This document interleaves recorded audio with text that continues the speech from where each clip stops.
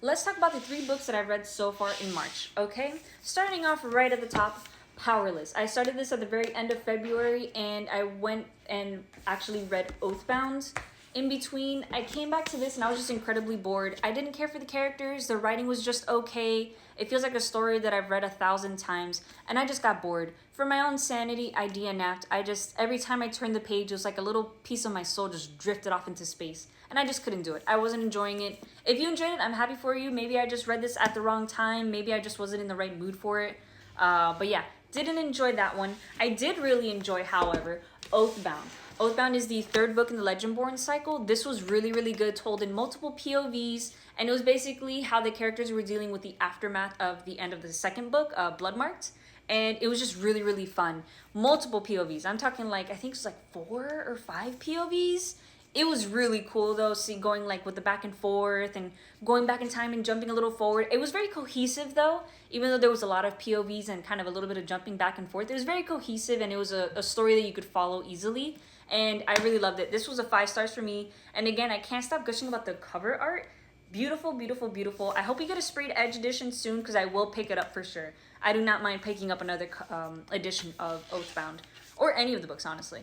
And then last but not least, I have A Darker Shade of Magic by V.E. Schwab. I absolutely love this series. This is also told in multiple POVs. The world building is cool. The different types of Londons was really, really interesting. The story of like magic and, you know, some people don't have magic, some people do, some people have different types of magic.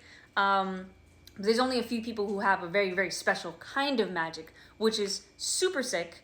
And yeah, the characters in this are super, super awesome. The plot was fun. It was basically like a heist almost. I would say it was kind of like a heist story, which I love heists. If you know me, you know I love Six of Crows right there. So I love a good heist story, and especially when it has magic in it, I am set. This book is more of just like a straight up fantasy, I would say. Not too much romance, a little hint of romance, but I absolutely loved it. I already started A Gathering of Shadows, which is the 2nd book in the series, and I already know that's going to be a 5 stars too. I'm sure the 3rd one's going to be a 5 stars. I could already tell the Darker Shade of Magic trilogy is going to be a staple on my reread shelf. Just saying. So if you haven't picked up these 2 books, go ahead and do yourself a favor and pick them up. They are really, really, really freaking good. And if you want to break from romantasy, this is the one you should pick up. So yeah, let me know if you guys have DNF'd anything this month, or if there's any 5 stars. Or let me know what's on your TBR. Are you guys excited for the new Hunger Games book? Because I know I am. I'm going to try to reread them. They're right there. I'm going to try to reread them as soon as I can once I finish the Darker Shade of Magic.